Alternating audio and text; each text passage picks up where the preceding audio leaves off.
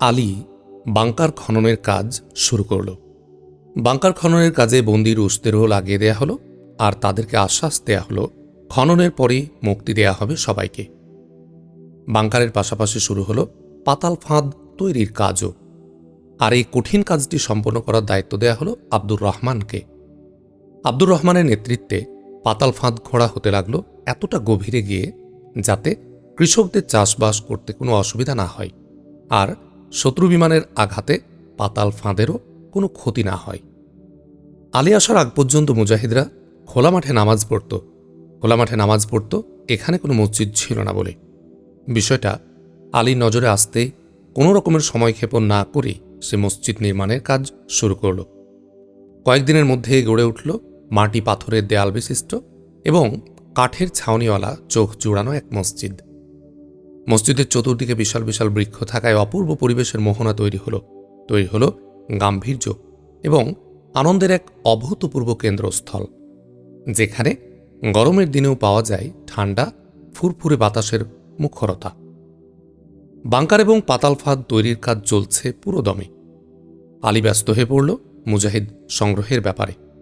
মুজাহিদ সংখ্যা যে করেই হোক বাড়াতে হবে, সুতরাং পাতাল ফাঁদ তৈরির দায়িত্ব আলী অর্পণ করল আব্দুর রহমানের পরিবর্তে ইঞ্জিনিয়ার আবদুল্লার উপর এবং ভারপ্রাপ্ত কেন্দ্রীয় কমান্ডারের দায়িত্ব অর্পণ করল দরবেশ খানের উপর। একজন স্থানীয় মুজাহিদ এবং আব্দুর রহমানকে নিয়ে মুজাহিদ সংগ্রহ অভিযানে বেরিয়ে পড়ল আলী।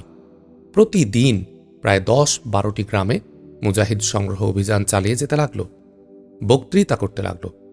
জিহাদের প্রয়োজনীয়তার উপর, দেশের করুণ অবস্থার উপর, হানাদার রুশ বাহিনীর অত্যাচারের উপর বক্তৃতা করতে লাগল আগুন ঝরা। যে বক্তৃতায় জিহাদি চেতনা উদ্বুদ্ধ হতে লাগল তরুণেরা, কিশোর কিশোরী, বৃদ্ধ বৃদ্ধারা পর্যন্ত অনুপ্রাণিত হতে লাগল। তার মুখে হানাদারদের জুলুমের কাহিনী শুনে ফুঁসে উঠতে লাগল জনসাধারণ। তাদের বুকে জ্বলতে লাগল প্রতিশোধের অগ্নিশিখা। জেহাদের কাফেলায় নাম লেখাবার জন্য চঞ্চল হয়ে উঠল সবাই। গায়ের আকাশে বাতাসে ছড়িয়ে গেল মুক্তির একই পথ, আল জেহাদ আল জেহাদ স্লোগান। অপরদিকে আলীর জ্বালাময়ী বক্তৃতায় মেয়েরা পর্যন্ত তাদের গায়ের অলঙ্কার খুলে দিতে লাগল জেহাদের ফান্ডে। প্রত্যেক গ্রাম থেকে আলী খুঁজে বের করতে লাগল অবসরপ্রাপ্ত সৈনিক এবং নেতৃত্ব স্থানীয় শিক্ষিত মানুষ, আর তাদেরকে আমির নিযুক্ত করে বুঝিয়ে দিতে লাগল জিহাদ সংক্রান্ত ভবিষ্যৎ কর্মসূচি। বস্তুত এভাবে একটার পর একটা গ্রাম চষে বেড়াতে লাগল আলী। একেবারে খুনে বৃদ্ধ নেহাত অল্প বয়সী ছেলেরাও জেহাদে অংশ নেয়ার আকুল আবেদন জানাতে লাগল। আলী তাদের উদ্দেশ্যে বলল, আমি আপনাদের জেহাদের জজবা দেখে সত্যি অভিভূত, তবে আপাতত প্রতিটি বাড়ি থেকে একজন করে অংশগ্রহণ করলেই চলবে। কোনো মহিলাও জেহাদে যাবার জন্য ব্যাকুলতা প্রকাশ করতে লাগে। আলী তাদের উদ্দেশ্যে বলল, যতক্ষণ পর্যন্ত আমরা আপনাদের ভাইরা, আপনাদের সন্তানেরা বেঁচে আছি, ইনশাআল্লাহ আপনাদের হাতে অস্ত্র তুলে নেওয়ার দরকার হবে না। আপনারা শুধু প্রতি ওয়াক্ত ফরজ নামাজের পর আমাদের সাফল্যের জন্য দোয়া করবেন আপনাদের পক্ষ থেকে। এই দোয়াটি হবে সবচেয়ে বড় জেহাদ। আব্দুর রহমান এই প্রথম সরাসরি প্রত্যক্ষ করল, দুচোখ দিয়ে সামনাসামনি দেখল আলীর সঙ্গে থেকে আফগান জনগণের জিহাদি চেতনার প্রাবল্য এবং আজাদির প্রতি অসম্ভব রকমের আগ্রহ। আবেগে আপ্লুত হয়ে সে আলীকে বলল, যে জাতির ছেলে মেয়েরা, তরুণ তরুণী, বৃদ্ধ বৃদ্ধা জিহাদি চেতনায় এতটা উজ্জীবিত, পৃথিবীর কোনো শক্তি সে জাতিকে তাদের ঈমান এবং স্বাধীনতা থেকে বঞ্চিত করতে পারবে না। আলীর সঙ্গে আব্দুর রহমানের বক্তৃতাও প্রতিহত এক জজবার বন্যা বয়ে এনে দিল আফগানিদের শিরায় শিরায়। জনে জনস্তিকে আলোচিত হতে থাকল রুশ হানাদারদের শিকড় উপড়ানোর নানান কৌশল। প্রতিশোধের আগুন জ্বলে উঠল বুকে বুকে। আলী আর আব্দুর রহমানের তৎপরতার খবর চাপা পড়ে থাকল না।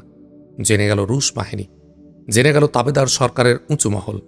তারা এক গোপন বাহিনী পাঠাল আলী আর আব্দুর রহমানকে গ্রেফতারের জন্য। আলী এক দূরদর্শী সামরিক নেতা। বয়সের চেয়ে তার মেধাশক্তি অনেক বেশি বলে সে বরাবরই সতর্ক। মুজাহিদ সংগ্রহ অভিযানে সে আশ্রয় নিয়েছিল বিদ্যুৎ গতির, তাই রুশ এবং সরকারের গোপন বাহিনীর লোক কোনো গ্রামে তাকে হাজির হবার খবর শুনে হানা দেবার আগেই তারা সটকে পড়তে লাগল এবং সটকে পড়তে লাগলো বলে গ্রেফতার করতে না পেরে ক্ষিপ্ত হয়ে গোপন বাহিনী অত্যাচার শুরু করল সাধারণ আফগানদের উপর।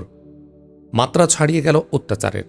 তবু আলী এবং আব্দুর রহমানের কোনো খবর দিল না সাধারণ মানুষ, বরং তারা স্পষ্ট জানিয়ে দিল, আমরা আমাদের জীবন দিয়ে দেব, তবু আলী ও আব্দুর রহমানের খবর জানাব না, আর এ ব্যাপারে কোনো রকম সহযোগিতাও করব না। তোমরা যা খুশি তাই করতে পারো। আলী এবং আব্দুর রহমান গোপন বাহিনীর গ্রেফতার এড়িয়ে মাত্র 10 দিনের মধ্যে 100-রও বেশি গ্রামে অভিযান চালিয়ে হাজারেরও অধিক মুজাহিদ সংগ্রহ করে ক্যাম্পে ফিরে এলো। আর ফিরে এসেই জেহাদি কাফেলায় নতুন অংশগ্রহণকারীদের প্রশিক্ষণের ব্যবস্থা করল। বাংকার এবং পাতাল ফাঁদ তৈরির কাজ তখনও শেষ হয়নি। ইতোমধ্যে বোমা হামলা হয়ে গেছে একবার, কিন্তু তাতে কিছুই হয়নি। ক্যাম্পের বাংকার খনন এবং পাতাল ফাঁদ তৈরির কাজেও কোনো সমস্যা হয়নি। মুজাহিদরা এই কাজগুলো রাতের আধারেই সম্পন্ন করার সিদ্ধান্ত নিয়েছিল, এজন্য যেন শত্রু বাহিনী কোনো রকমে মূল্যবান ব্যাপারটি বুঝতে না পারে। হঠাৎ একদিন খবর এলো, মুজাহিদের ক্যাম্পে প্রচণ্ড হামলা চালাবার জন্য ট্যাঙ্ক, সাজোয়াজান, কামান বহর নিয়ে এগিয়ে আসছে হানাদার রুশ বাহিনী। আলী জরুরিভাবে বৈঠক ডাকল। ঝানু ঝানু মুজাহিদরা রুদ্ধদ্বার বৈঠকে বসল। বৈঠকে আলী প্রস্তাব করল, বাংকার খনন এবং পাতাল ফাঁদ তৈরি করার কাজ এখনও শেষ হয়নি। সেই কারণে রুশ বাহিনী এখানে পৌঁছানোর আগে তাদের কনভয় ইতোমধ্যে ঠেকিয়ে দিতে হবে, অন্তত 10 মাইল দূরে থাকতে। আলীর প্রস্তাবকে সবাই গ্রহণ করে। আলী 100 জনের বাছাই বাহিনী নিয়ে রুশ হানাদারদের গতি রোধ করার জন্য অগ্রসর হল। তারপর থামল গিয়ে এক সুবিধাজনক জায়গায়। অবস্থান নেওয়ার সাথে সাথে ঘোড়সাওয়ার 2 মুজাহিদকে পাঠিয়ে দিল রুশ বাহিনীর খোঁজ খবর নেবার জন্য। ঘোড়সাওয়ার মুজাহিদরা ফিরে এসে জানালো, রুশদের কনভয় এখান থেকে মাত্র 2 মাইল দূরে অবস্থান নিয়েছে। সম্ভবত রাতে তারা এখানে থাকবে এবং ভোর নাগাদ আমাদের ক্যাম্পের উপর হামলা করবে। তারা আসবে ডিস্ট্রিক্ট বোর্ডের পাকা সড়ক দিয়ে। সমস্ত অবস্থার উপর আলী গভীর পর্যবেক্ষণের পর জানালো, পাকা সড়কের উপর গর্ত খুঁড়ে আমরা মাইন পুঁতে রাখতে পারতাম, কিন্তু তা আমরা করব না। এই জন্য যে তা করতে গেলে শত্রুদের চোখে ধরা পড়ে যাব সহজেই। সুতরাং আমরা গর্ত খুঁড়ব রাস্তার নিচে এবং মাইন না পুঁতে পুঁতব ডিনামাইট। পরে উপরে রাস্তা ঠিক থাকবে, অথচ ট্যাঙ্ক যখন এ রাস্তার উপর দিয়ে যেতে থাকবে তখন হঠাৎ ধসে যাবে মাটি এবং ঘটবে ডিনামাইটের বিস্ফোরণ। বিধ্বস্ত হবে ট্যাঙ্ক, আটকে যাবে পথ। অন্যদিকে রাস্তার দুধার দিয়ে আমরা পুঁতে রাখব মাইন। মূল পথ দিয়ে যেতে না পেরে তখন দুধার দিয়ে যাবার চেষ্টা করতে গেলেই ফেটে যেতে থাকবে মাইন। রুদ্ধ হয়ে যাবে সামনে যাবার সব পথ। সবারই পছন্দ হলো তার এই যুদ্ধ কৌশল। কয়েকজন মুজাহিদ পাকা সড়কের নিচে গর্ত খোঁড়া শুরু করল। কয়েকজন বাংকার খুঁড়তে লাগলো পার্শ্ববর্তী টিলার উপর, যাতে কনভয় ফাঁদে পড়বার সাথে সাথে আক্রমণ করা যায়। এই পাহাড় থেকে মাইল খানেক দূরের একটি পাহাড়েও আলী 10 জনের মতো মুজাহিদকে মিসাইল এবং রকেট সহ পাঠিয়ে দিল, আর বলল, শত্রুরা যখন তোমাদেরকে অতিক্রম করবে তখন গোপন স্থান থেকে বেরিয়ে পড়বে এবং খুব দ্রুত পাকা রাস্তার উপর গর্ত খুঁড়ে মাইন পুঁতে ফেলবে। শত্রুরা এ পথ দিয়ে পালাতে চাইলে অবশ্যই ফায়ারিং করবে, মাইনের বিস্ফোরণ এবং গোলাগুলি শেষ হয়ে যাবে পুরো কনভয়। সব পরিকল্পনা শেষ হয়ে গেল আধার রাতের মধ্যে। কয়েকজনকে নিয়োগ করল পাহারাই, বাকিদের পাঠিয়ে দিল বিশ্রামের জন্য। ফজরের আজান হবে হবে এমন সময় পাহারারত মুজাহিদরা খবরে বলল, সম্ভবত রুশ বাহিনীর কনভয় এগিয়ে আসছে। আলী সবাইকে জাগিয়ে দিল, যার যার পজিশন নিয়ে নাও এবং পুরোপুরি সতর্ক থাকো। সুযোগের সম্পূর্ণ সদ্ব্যবহার করতে হবে, অন্যদিকে কোনো সুযোগ দেয়া যাবে না দুশ্মনদের। খুব ধীর গতিতে এগিয়ে আসছে রুশ ট্যাঙ্ক বহর। মুজাহিদের অবস্থান অতিক্রম করার সময় আকাশ খানিকটা ফর্সা হয়ে উঠেছে। আলী দূরবীন হাতে নিল, তারপর পর্যবেক্ষণ করল তাদের অগ্রযাত্রা। সে দেখল বহরের প্রথম ট্যাঙ্কটি মুজাহিদের ডিনামাইট পুঁতে রাখার জায়গা অতিক্রম করে গেল, কিন্তু বিস্ফোরিত হল না কিছুই। আলী খানিকটা বিস্মিত হয়ে স্বগতোক্তি করল, এত ভারী ট্যাঙ্ক, তবু তার চাপে একটিও বিস্ফোরিত হল না। আজ হয়তো কঠিন পরীক্ষার মধ্যে ভাগ্য আমাদের ফেলে দিয়েছে। আলীর চোখে মুখে চিন্তার ছাপ। দ্বিতীয় ট্যাঙ্কটিও এগিয়ে চলেছে। হঠাৎ প্রচণ্ড বিস্ফোরণের শব্দে কেঁপে উঠল পুরো এলাকা। ধসে পড়ল ট্যাঙ্ক। আবারও প্রচণ্ড শব্দ। অগ্রবর্তী ট্যাঙ্কটিও ধসে পড়ল। হাসি মুখে ফুটে উঠল আলীর। একে একে প্রতিটি ডিনামাইট বিস্ফোরিত হল।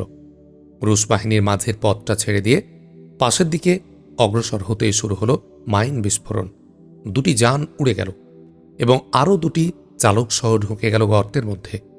পেছনে ট্যাঙ্ক বহর এবং সাঁজোয়া যান থেকে 2-1 জন করে নামতে লাগল রুশ বাহিনীর সৈন্যরা। আলী এই সুযোগের অপেক্ষাই করছিল। অর্ধেকের বেশি সৈন্য নেমে এসেছে। হঠাৎ একসঙ্গে গর্জে উঠল মুজাহিদের মেশিন গানগুলো। পেছনের দিকে পালাতে চাইল তারা, গোলাও ছুড়ল বহর থেকে, কিন্তু জবাব পেল না। নেমে এলো আরও সৈন্য। এদিকে ওদিক তাকিয়ে আবারও গুলি ছুড়ল, জবাব পেল না এবারও। সুতরাং সাহস করে নেমে পড়ল বাকি সৈন্যরাও। সব সৈন্য নেমে এলে ফায়ারিংয়ের নির্দেশ দিল আলী। মুহূর্তের মধ্যে অসংখ্য রুশ সৈন্য গুলিবিদ্ধ হয়ে ছটপট করতে করতে লাশ হয়ে গেল। কয়েকজন পালিয়ে গিয়ে আশ্রয় নেয় সাঁজোয়া গাড়িতে। মুজাহিদের এ হামলা ছিল হঠাৎ, ফলে দিশেহারা হয়ে পড়ল হানাদার বাহিনী আর এলোপাথারি গুলি করতে করতে পিছু হটতে চাইল। যে সুযোগের অপেক্ষায় ছিল মুজাহিদরা, সে সুযোগে এখন তাদের হাতের মুঠোয়। ট্যাঙ্ক বহর পেছনের দিকে মোড় নিতেই পাহাড়ের উপর নিয়োজিত মুজাহিদরা রকেট এবং মিসাইল দিয়ে আক্রমণ করা শুরু করে। রুশ হানাদারদের ফিরে যাবার সাধও পূর্ণ হল না, কেননা একটু আগে তারা যে পথ দিয়ে নিরাপদে এসেছিল সেই পথে ছড়িয়ে দেয়া হলো অসংখ্য মাইন। অগ্রসর হলেই অনিবার্য বিস্ফোরণ, অনিবার্য ধ্বংস। সুতরাং মুজাহিদদের হামলায় দিশেহারা রুশ বাহিনী ট্যাঙ্কের উপর উড়িয়ে দিল সাদা পতাকা। আলী আর ফায়ার না করার নির্দেশ দিল। এ অভিযানে বন্দী করা হলো 90 জন রুশ সৈন্য এবং আফগান কমিউনিস্টকে জীবিত অবস্থায়। আহত অবস্থায় বন্দী হল 35 জন। অন্যদিকে মৃত সৈন্যের লাশ পাওয়া গেল 70 জনের মতো। অসংখ্য অস্ত্র এবং গোলাবারুদ মুজাহিদদের দখলে এলো। ট্যাঙ্ক চালানোর মতো কোনো মুজাহিদ না থাকায় সমস্ত ট্যাঙ্কই বিকল করে দেয়া হলো। সমস্ত প্রশংসা আল্লাহর এই জন্য যে এই অভিযানে মুজাহিদদের পক্ষ থেকে 5 জন আহত হয়েছে মাত্র, নিহত কেউই হয়নি। গোটা এলাকায় একটা তল্লাশি চালানো হয়। তারপর নতুন বন্দীদের লাগিয়ে দেয়া হলো পাহাড়ের মধ্যে বাংকার এবং পাতাল ফাঁদ নির্মাণের কাজে, এবং এভাবে খুব অল্প সময়ের মধ্যে প্রায় সম্পূর্ণ হয়ে যায় বাংকার খনন, সেই সঙ্গে পাতাল ফাঁদ নির্মাণের কাজ। বাংকারগুলোর সামনে মুজাহিদরা বোমা, রকেটের খোলস দিয়ে টব বানিয়ে রচনা করল ফুলের বাগান। সে বাগান যেন ঘোষণা করছে, হে মানুষ, পৃথিবীর মানুষ, চোখ ভরে দেখো, বর্বর রুশ বাহিনী আল্লাহর সৈনিকদের উপর নির্বিচারে যে বোমা, যে রকেট বর্ষণ করেছে, সেই বোমা, সে রকেটের খোলস দিয়ে তারা নির্মাণ করছে অব্যাহত শান্তি ও নিরাপত্তার প্রতীক যে পুষ্প, সেই পুষ্পের বাগান।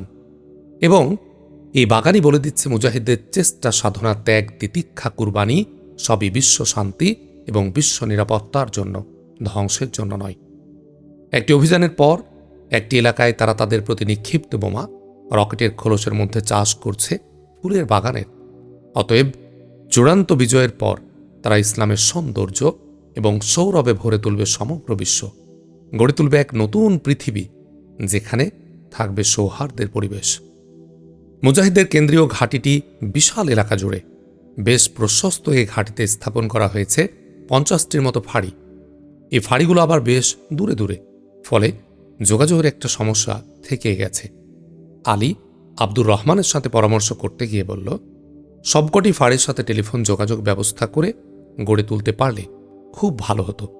তাছাড়া প্রতিটি কেন্দ্রের সাথে দ্রুত যোগাযোগের জন্য ওয়্যারলেস সংযোগ পদ্ধতি চালু করা জরুরি। এখন এই টেলিফোন এবং ওয়্যারলেস ব্যবস্থাটা কিভাবে আঞ্জাম দেয়া যায়?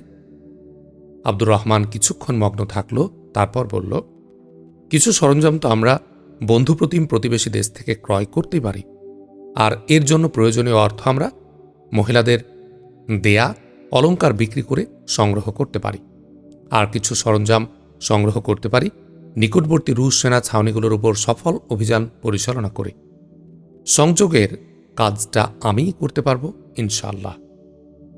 আলী আব্দুর রহমানের পরামর্শ গ্রহণ করে এবং এক পর্যায়ে মহিলাদের দেয়া সমস্ত অলংকার তার হাতে তুলে দিয়ে বলে, সরঞ্জাম বন্ধুদেশ থেকে যা আনার তাড়াতাড়ি নিয়ে নাও।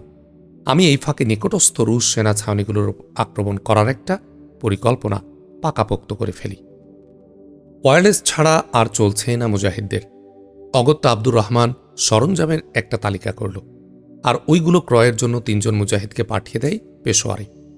এদিকে রুশ সেনা ছাউনির উপর আলীর আক্রমণের পরিকল্পনা এক প্রকার থেমে গেছে, কেননা সেনা ছাউনিটি খুব কাছাকাছি হলেও মুজাহিদদের কোনো গুপ্তচর সেখানে ছিল না। ফলে রুশ সেনাদের গতিবিধির কোনো খবর পাচ্ছিল না। রুশ সেনাদের গোপন খবর পাবার ব্যাপারে আলীকে এক চমৎকার পরামর্শ দিল আব্দুর রহমান। বলল, আপনি গ্রেফতারকৃত আফগান সরকারি সেনা অফিসারদের সাথে কথা বলুন। সেনা অফিসারটি তার বোনের বিয়ের খবর পাওয়ার পর থেকে উন্মাদ হয়ে উঠেছে। সে যে কোনো মূল্যে তার বোনের বিয়ের অনুষ্ঠানে যোগ দিতে চায়। আব্দুর রহমানের প্রস্তাবে আলী সম্মত হল, আর বন্দি আফগান সেনা অফিসার আব্দুল ওয়াহিদকে ডেকে জিজ্ঞেস করল, তুমি নাকি তোমার বোনের বিয়েতে যাবার জন্য মুক্ত হতে চাচ্ছ? ঠিক আছে, তোমাকে মুক্ত করে দিচ্ছি, তবে শর্ত আছে। আমার একটি কাজ করে দিতে হবে, জরুরি কাজ। যা বলবেন তাই করব, জবাবে আব্দুল ওয়াহিদ বলল।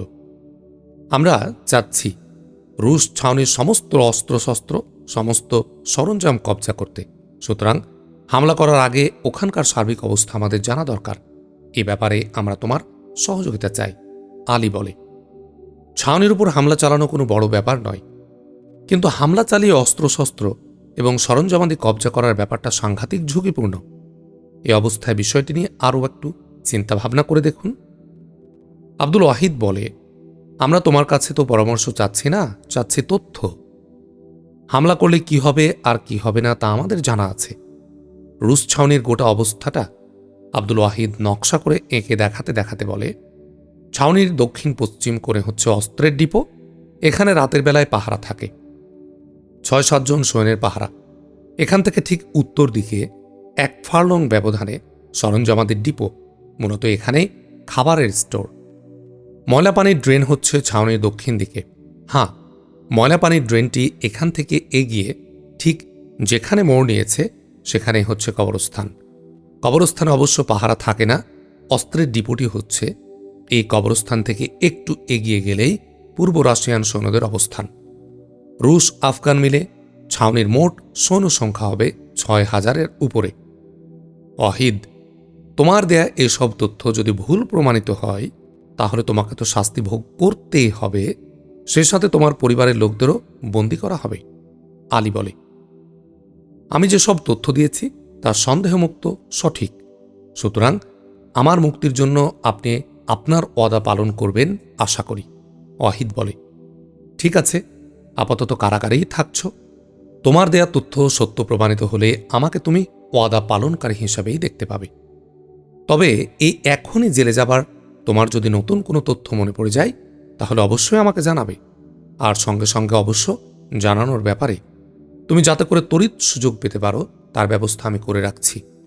আলী বলে, একদিন পর আব্দুল ওয়াহিদ পাহারাদার মুজাহিদকে বলে, জরুরি একটা খবর দিতে হবে, এক্ষুনি কমান্ডার আলীর সাথে দেখা করা দরকার। আলীর কাছে আব্দুল ওয়াহিদের খবর বলতে আলী তাকে ডেকে পাঠায় স্টোরের খানিকটা দূরে ক্যাপ্টেন আব্দুস সাত্তারের বাসা।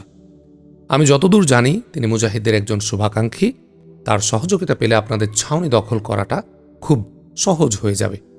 ওয়াহিদ আলীকে বলে, রাতেই আলী ছাউনি আক্রমণ করার প্রস্তুতি নেই। 200 মুজাহিদকে 2 দলে ভাগ করে সে 125 জনের দলটির কমান্ডার নিযুক্ত করে দরবেশ খানকে। আলী দরবেশ খানকে নির্দেশ দিয়ে বলে, আপনি এমন সময় ছাউনির পূর্ব প্রান্তে হাজির হয়ে যাবেন সবাইকে নিয়ে, যাতে করে রাত ঠিক 3টার সময় গুলিবর্ষণ শুরু করতে পারেন। সত্যি সত্যি আপনি যদি পূর্ব প্রান্ত থেকে গুলিবর্ষণ শুরু করতে পারেন তাহলে শত্রুবাহিনীর বেশিরভাগ সৈন্যই পূর্ব প্রান্তে চলে আসবে এবং পশ্চিম প্রান্ত প্রায় খালি হয়ে যাবে। মনে রাখবেন, কোনো ক্রমে গোলা যেন পশ্চিম প্রান্তে না পড়ে। তাছাড়া আপনারা কিন্তু গুলি করার সময় ছাউনির খুব একটা কাছে থাকবেন না, একটু দূরেই থাকবেন। নির্দিষ্ট সময়ের বেশ আগেই দরবেশ খান তার বাহিনী নিয়ে রওনা করলেন, কারণ তাদেরকে ছাউনির কাছাকাছি খানিকটা পথ ঘুরেই পৌঁছাতে হবে, নিরাপদ স্থানে অবস্থান নিতে হবে। আলী তার বাহিনী নিয়ে রওনা করল জোহরের নামাজের পরপরই। আলী তার বাহিনী নিয়ে দুশমনদের ছাউনির কাছাকাছি গিয়ে যখন পৌঁছল তখন রাত 2টো বাজে। ছাউনির আশেপাশে অসংখ্য মাইন বিছিয়ে রাখা হয়েছিল বলে আলী সবাইকে নিয়ে খুব সতর্কতার সাথে অগ্রসর হতে লাগল। আলী এবং অন্যান্য সঙ্গী মুজাহিদরা অগ্রসর হতে লাগল অস্ত্রাগার আর স্টোরের রুমের দিকে। ট্রাক এবং গাড়ির দীর্ঘ লাইনও এই অস্ত্রাগারের পাশে। আলীরা সর্বপ্রথম কাবু করল পাহারাদারদের, আর পাহারাদারদের কাবু করতে তারা ব্যবহার করল খঞ্জর। এ সময় রাত 2:45। আলী তার সঙ্গে মুজাহিদদের নিয়ে পাহারাদারদেরকে এত তাড়াতাড়ি কাবু করে ফেলল যে তারা কোনো সংকেত দেবারও সুযোগ পায় না। আলীদের কাজ শেষে হঠাৎ দরবেশ খানের অবস্থানের দিক থেকে শুরু হয়ে গেল প্রচণ্ড গুলিবর্ষণ। হুড়োহুড়ি পড়ে গেল ছাউনির মধ্যে। একসময় আলী তার দলবল নিয়ে অবস্থান নিল দক্ষিণ পূর্ব প্রান্তে এবং নিঃশব্দে ওত পেতে থাকল। আফগান কমিউনিস্টরা পশ্চিম দিক থেকে উত্তর দিকে সরে যেতে লাগল, কারণ তারা টের পেয়েছিল যে মুজাহিদরা শুধু বাইরে অবস্থান নিয়েছে তাই নয়, তারা ভেতরেও ঢুকে পড়েছে। অন্যদিকে অধিকাংশ সৈন্যরা ব্যস্ত হয়ে পড়েছিল পূর্ব দিকে দরবেশ খানের আক্রমণ প্রতিহত করার জন্য। অস্ত্রশস্ত্র কবজা করার মোক্ষম সময় হাতের মুঠোয় এসে গেছে। শত্রুবাহিনীর ট্রাক কাজে লাগাবার এখনই দরকার। মুজাহিদরা 4টি ট্রাকে বোঝাই করল অস্ত্রশস্ত্র সরঞ্জামাদি, 3টিতে বোঝাই করল খাদ্যদ্রব্য, 1টিতে বোঝাই অন্যান্য জিনিসপত্র। যুদ্ধের কাজে লাগাবার জন্য 4টি সাঁজোয়া গাড়ি নিতেও ভুল করল না। ছাউনি থেকে বের হয়ে যাওয়াটা একটা সমস্যা হয়ে দাঁড়ালো তাদের জন্য। বিষয়টি নিয়ে আলী আগেই একটা ব্যবস্থা নিয়ে ক্যাপ্টেন আব্দুস সাত্তারের বাসার বাইরে কয়েকজন মুজাহিদকে গোপন পাহারায় বসিয়ে রাখে। আলী নিজে ঢুকে পড়ল ক্যাপ্টেন সাত্তারের বাসায়, আর তার মুখোমুখি হয়ে বলল, শুনেছি মুজাহিদদের সঙ্গে আপনার একটি আত্মিক সম্পর্ক আছে। কৌশলগত কারণে, তাছাড়া আপনাকে অবাক করে দেবার জন্য আগে কিছুই জানায়নি। এখন তো আপনার সহযোগিতার একান্ত দরকার। আমরা চাচ্ছি রক্তপাতহীনভাবে মালপত্রগুলো বাইরে নিয়ে যেতে। বন্দী অবস্থায় আপনাকে আমাদের সঙ্গে যেতে হবে। আমরা আরও কিছু শত্রু সৈন্য গ্রেফতার করেছি। মালপত্র বোঝাই ট্রাকগুলো নিরাপদ স্থানে নিয়ে যাবার পর আমরা আপনাকে অন্যান্য বন্দীদের সাথে ছেড়ে দেব, যাতে কোনো ক্রমে আপনাকে কেউ সন্দেহ করতে না পারে যে আপনি আমাদের সাহায্য করেছেন। আলীর চমৎকার পরিকল্পনার কথা শুনে ক্যাপ্টেন আব্দুস সাত্তার বললেন, জো হুকুম। ক্যাপ্টেন আব্দুস সাত্তার আলীর পরিকল্পনার কথা শুনে হাসলেন এবং বললেন, তুমি যা ভালো মনে করো সেটাই হবে। আলী ক্যাপ্টেন আব্দুস সাত্তারকে নিজের পাশে বসালেন, ঠিক চালকের কাছাকাছি। চালক তো মুজাহিদ, অবশ্য গায়ে সামরিক উর্দি, পেছনে সামরিক উর্দি পরা মুজাহিদ।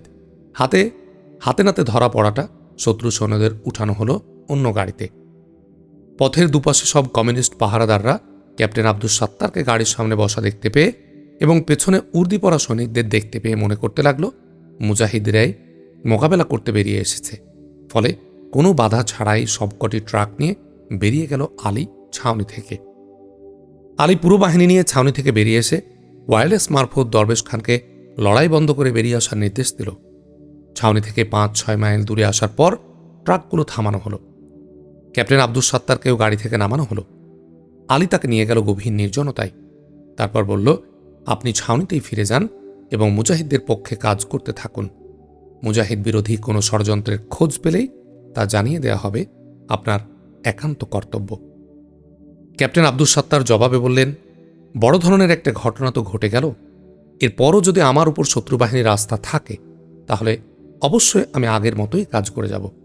আর যদি গ্রেফতার করে ফেলে তবুও চিন্তার কোনো কারণ নেই। মুজাহিদদের সহযোগিতা করার মতো আরও অনেকে আছে, আমি তাদের সাথে যোগাযোগ করিয়ে দেবার চেষ্টা করব। আলী ও ক্যাপ্টেন আব্দুস সাত্তারের মধ্যে একান্ত আলাপ শেষ হয়ে গেল। এবার গাড়ি থেকে অন্যান্য কয়েদিদের নামিয়ে বড় রাস্তার পাশে কয়েকটি গাছের সাথে বেঁধে ফেলা হলো। একটি গাছের সাথে ক্যাপ্টেন আব্দুস সাত্তারকেও বেঁধে ফেলা হলো।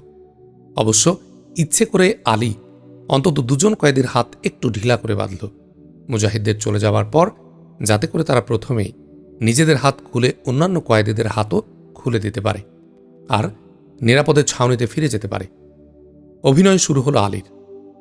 অন্যান্য কয়েদিদের সামনে ক্যাপ্টেন আব্দুস সাত্তারকে দারুণভাবে অপমানিত করল সে, যার পর ন্যায় তিরস্কার করে সব কয়েদিদের উদ্দেশ্য করে আলী বলতে লাগল, সত্যি যদি তোমরা আফগান হয়ে থাকো তবে আফগানিস্তানের স্বাধীনতার শত্রু হানাদার রাশিয়ানদের পক্ষ ত্যাগ করে মুজাহিদদের পক্ষ অবলম্বন করো। স্বজাতির স্বাধীনতা রক্ষায় লড়াইয়ে অংশগ্রহণ করো। আফসোস, জাতির দুশ্মনদের হাতে হাত মিলিয়ে তোমরা হত্যা করছো আপন ভাই, বোন, মা, বাপকে। অথচ একবারও ভেবে দেখেছ দুশ্মনরা কি অকথ্য নির্যাতন চালাচ্ছে সারা দেশের উপর, সারা দেশের জনগণের উপর? কতটা ক্ষতি করছে আমাদের পিতৃভূমির? তোমাদের অপেক্ষা সেই সব রাশিয়ান মুসলিম কত না উত্তম, যারা যখন জানতে পারে তারা আফগান মুসলমানদের বিরুদ্ধে লড়াই করছে, তখন আর এক মুহূর্ত বিলম্ব করে না, মুজাহিদের হাতে তুলে দেয় রাশিয়ান অস্ত্রশস্ত্র। তারপর ক্যাম্পে ফিরে গিয়ে রিপোর্ট করে, আমরা পরাজয় বরণ করতে বাধ্য হয়েছি, আর কোনো রকমে জীবন নিয়ে ফিরে এসেছি। হ্যাঁ, আমরা এখন চলে যাচ্ছি। চলে যাবার পর ভেবে দেখবে, তোমরা গভীরভাবে ভেবে দেখবে, হানাদার রাশিয়ানদের দাসত্ব উত্তম, না মাতৃভূমির স্বাধীনতা রক্ষার লড়াই তথা ইসলামকে সমুন্নত করার লড়াই উত্তম। বিবেক যদি দাসত্বের পক্ষ অবলম্বন করার কারণে তোমাদেরকে তিরস্কার করে, তাহলে সত্যের পক্ষ অবলম্বন করার জন্য, মুজাহিদদের পক্ষ অবলম্বন করার জন্য ছাউনির ভেতরে বাইরে সবাইকে বিস্তর সুযোগ রয়েছে। যার যেখান থেকে লড়াই করা সম্ভব সে সেখান থেকে লড়াই চালিয়ে যাও। ট্রাকগুলো নিয়ে আলী মুজাহিদদের কেন্দ্রের কাছাকাছি পৌঁছা মাত্র শত্রুদের জঙ্গি বাহিনীর আক্রমণ শুরু হয়ে গেল। আর মাত্র কয়েক কিলোমিটার পথ বাকি। এই কয়েক কিলোমিটার পথ অতিক্রম করলেই মুজাহিদ কেন্দ্র। তবুও ট্রাকগুলোকে নিকটবর্তী একটি বাগানে ঢুকে দিয়ে মুজাহিদদেরকে নিরাপত্তামূলক ব্যবস্থা নিতে বলে নিজে একটি গাড়ি নিয়ে বিদ্যুৎ গতিতে সামনের দিকে অগ্রসর হল।